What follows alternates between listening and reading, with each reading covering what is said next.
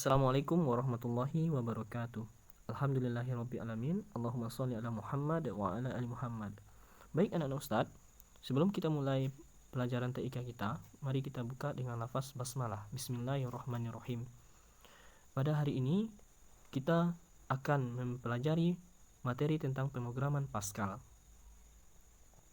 Pemrograman Pascal atau pemrograman bahasa Pascal merupakan pemrograman yang berupa pemrograman dasar. Kenapa dikatakan pemrograman dasar? Karena dia menggunakan bahasa yang sangat simpel sekali. Hampir sama dengan bahasa Inggris. Nah, jadi pemrograman bahasa Pascal ini dikembangkan sehingga membentuklah pemrograman yang lainnya, bahasa-bahasa lainnya. Jadi pada kesempatan kali ini kita akan membahas tentang pemrograman bahasa Pascal. Biar lebih paham lagi, kita lihat pengertian bahasa pemrograman Pascal.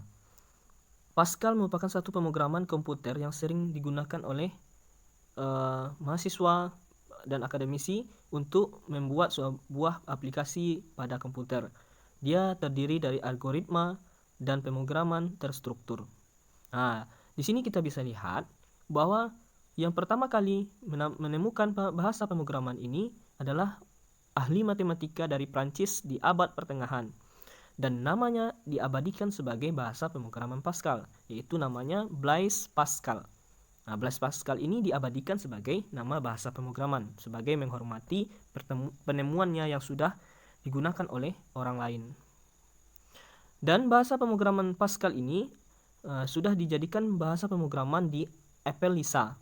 Nah, di sini kita bisa lihat gambar Apple Lisa merupakan komputer yang sudah jadul sekali, yang berada di zaman dahulu. Nah, dia menggunakan bahasa Pascal.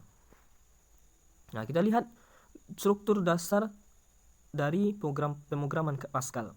Sangat simpel sekali. Yang pertama, dia ada deklarasinya dan strukturnya. Nah, deklarasi itu apa? Deklarasi itu adalah dia mendeklarasikan atau menjelaskan. Nah, setelah itu baru ada alur atau algoritma terstruktur yang dijadikan sebagai sistem dalam pemrograman kita. Nah, di sini ada variabel, konstanta, fungsi yang akan ada di dalam pemrograman kita. Nah, kita lihat nanti apa itu variabel, ada apa itu konstanta, apa itu fungsi. Nah, di sini kita lihat dulu bagaimana bagian-bagian dari pemrograman Pascal. Yang pertama yaitu ada bagian deklarasi. Bagian deklarasi ini kita menjelaskan semua variabel-variabel yang kita gunakan di bagian pemrograman atau di bagian yang kedua, bagian sini. Nanti kita jelaskan di bagian yang pertama, di bagian pemrograman ini. Jadi di sana kita akan membuat seluruh variabel yang kita gunakan di bagian program utamanya. Misalkan contohnya kita misalkan ada sebuah sapi dan kambing. Nah, sapi itu kita ibaratkan atau kita variabelkan atau kita ganti. Nah, itu sama aja artinya dengan huruf A. Sedangkan kambing kita ganti dengan huruf B.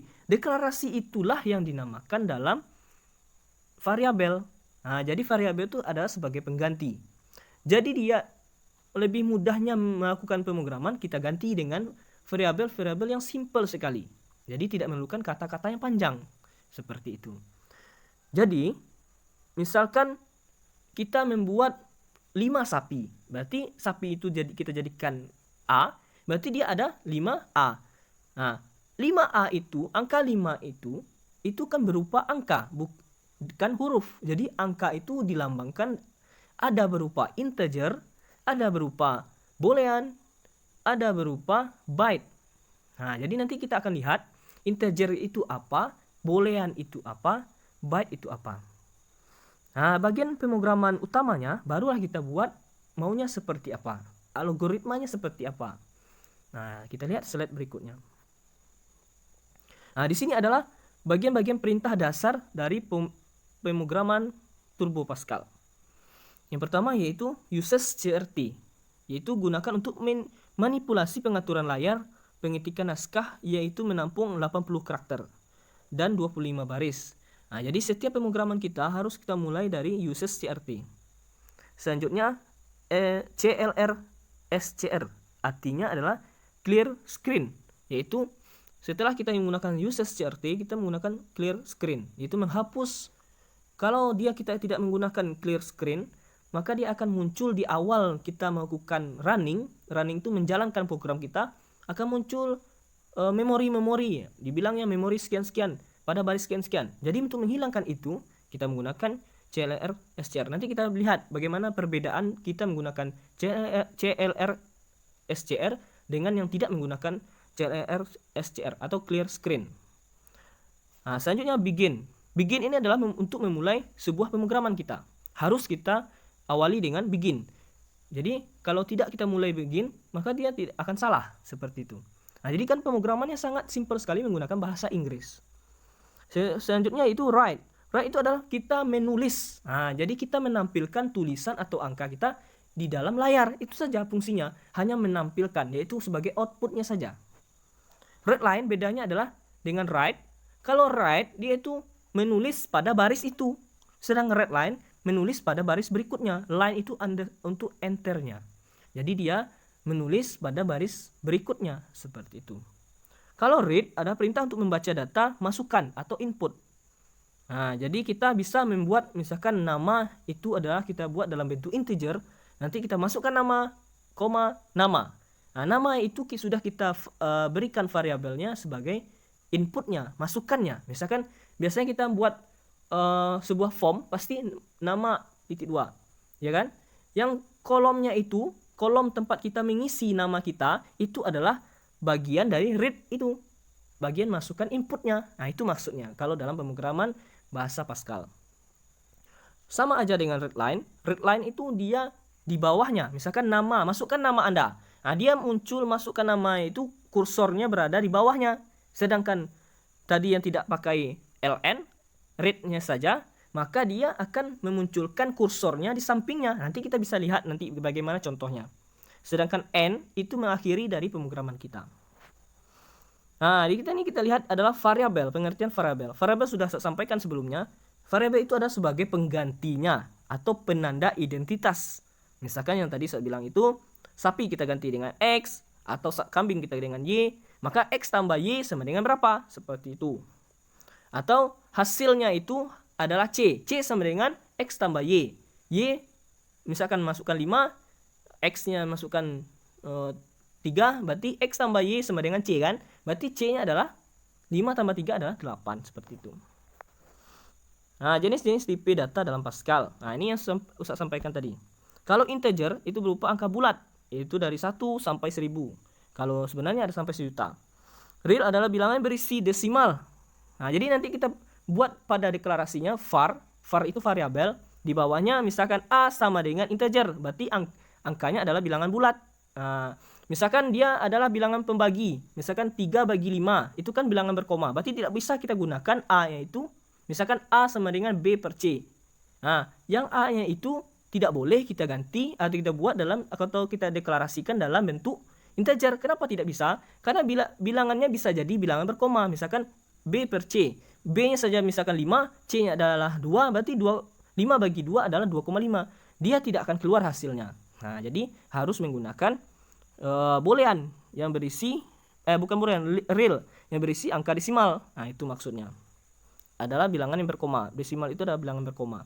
Chart itu tipe data yang berisi huruf. Nah, nanti setiap kita membuat sebuah huruf harus kita awali dengan kutip 1. Bukan kutip 2 ini ya, tapi kutip 1. Sedangkan boolean itu berisi true and false itu. Nah, kita lihat aturan buat variabel. Nah, ini bisa kita baca saja.